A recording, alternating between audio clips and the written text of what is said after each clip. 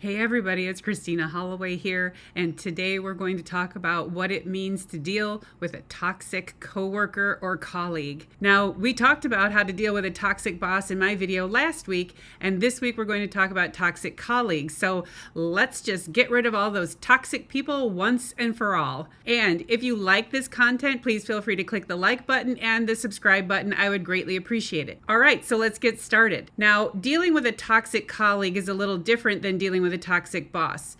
You have a relationship with this person because you're supposed to try to get work done. In addition, you really don't have too much authority over that person. So this has a lot to do with figuring out interpersonal dynamics. We want to make sure that we understand where we create boundaries and how we can step into our own authority so that they don't cause too much turmoil for you. Now, I actually had been doing some research on how to deal with unpleasant situations with interpersonal skills and communication, because that absolutely is where I come from when I do my coaching.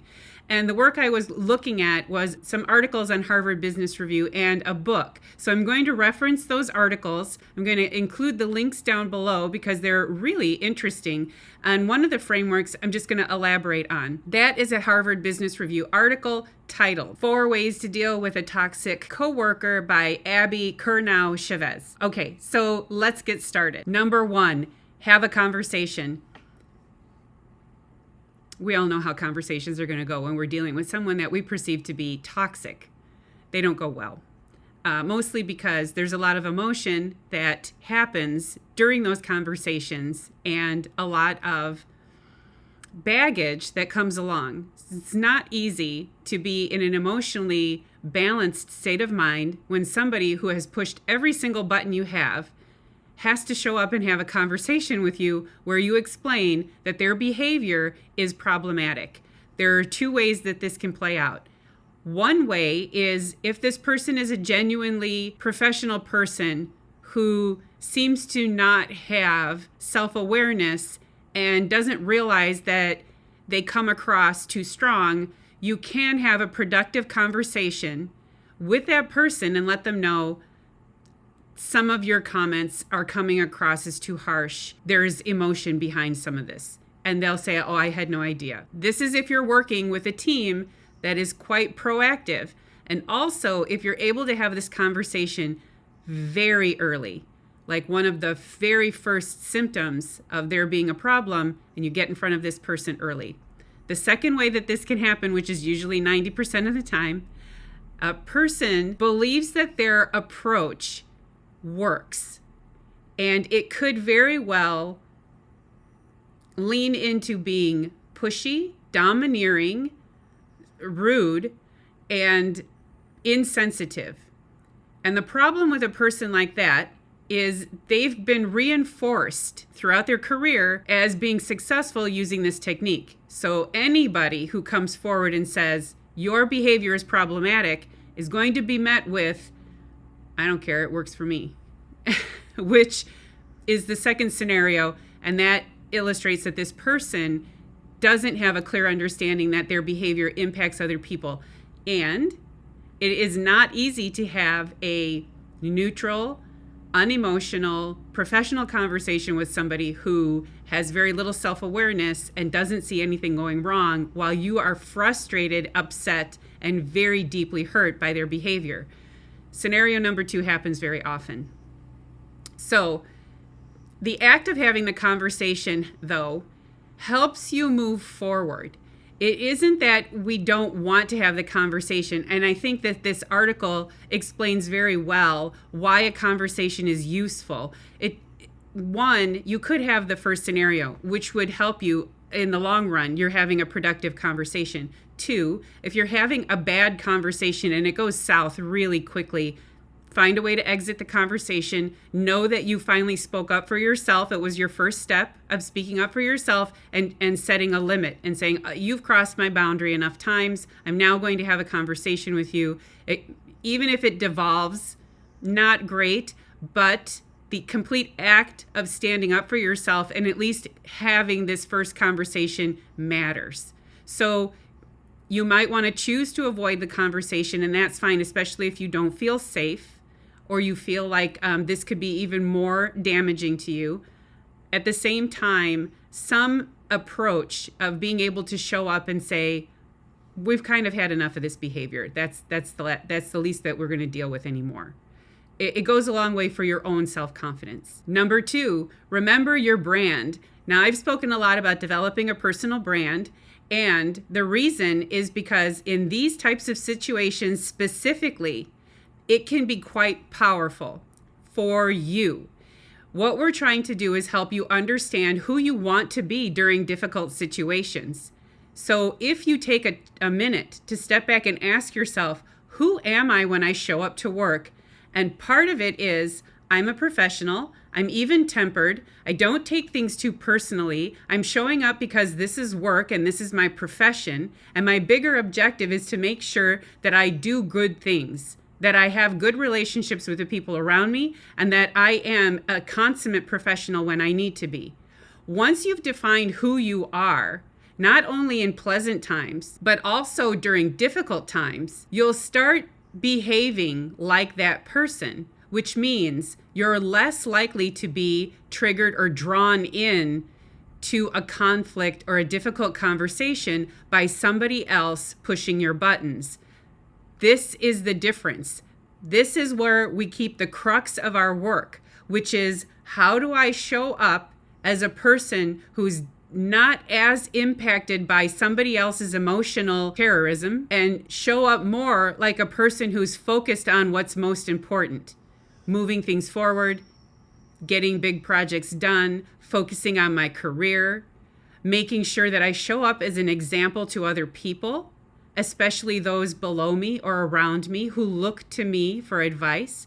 And hey, I'm going to be honest, it is very hard for us to step away from our own internal struggle when we're dealing with these things, to look around and say other people are looking to see how I'm going to behave in a professional manner while this person is acting out. And we kind of forget that we have an impact on the people around us. So if especially you're a person in a management position, you have a colleague who's also in a management position wreaking havoc on you and your team, you need to show up as the kind of person who can establish healthy boundaries and stand up for your people. In that sense, you're asking yourself, who am I as a consummate professional? Who am I as the biggest, most bold version of what a professional looks like for me? Now, you could decide, I'm a person who doesn't take a lot of crap. Okay. You could decide, I'm a person who's very kind, but also very direct. Okay.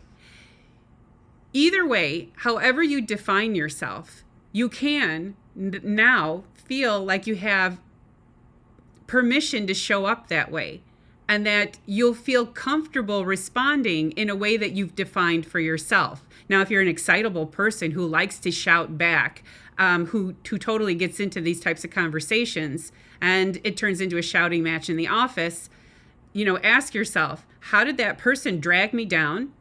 And how am I going to step up to be a higher elevated level of who I am?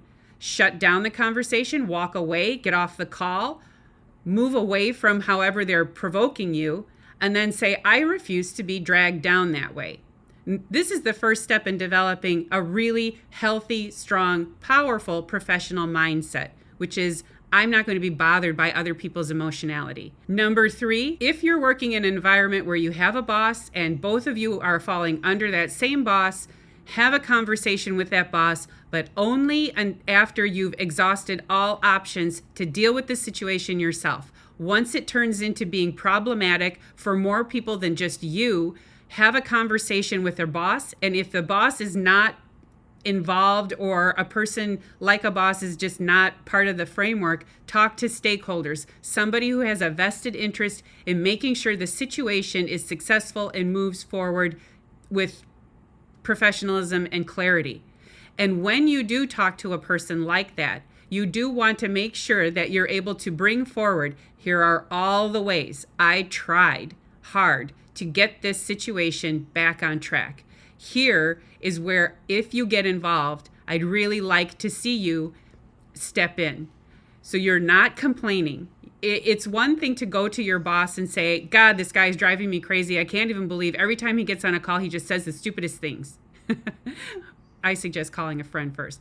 But then when you get on a call with your boss, part of this is to say, we've tried having productive conversations on these meetings. This person seems to have their own agenda or can get too bogged down in the wrong details. We've tried to redirect numerous times. Here are examples. It doesn't seem to be working. If I ask you to get involved, would you be able to do it here?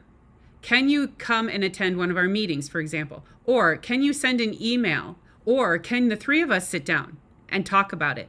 Why? Back to number 2, this is your professional brand. This is who you are when you show up.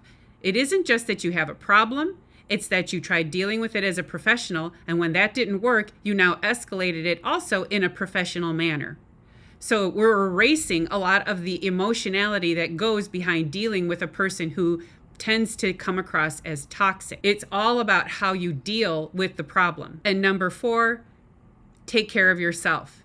Here's why. Again, back to number 2. Who am I as a professional brand or my personal brand? Who am I when I show up to work? Now, if this person has violated all the rules that I created for how to protect myself, then I'm now going to ask, how am I going to take care of myself so that this person no longer creates grief or uncomfortableness or stress or anxiety? Because for me, absolutely as a professional, I need to build resilience so that I feel good when I finish the day.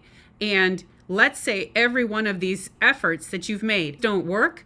Ask yourself, do I really need to stay here? Is this a place where I really belong? If I'm not getting enough support and this person's going to wreak havoc, to what extent can I be successful here? You don't need to leave right away, but you do need to have some hard conversations with yourself about whether you should stay. Now, this did happen to me. I was running into working with a terrible person who ended up becoming violent during a meeting, which was beyond anything that was acceptable at all. And there was at this point where a lot of people just told me, our hands are tied.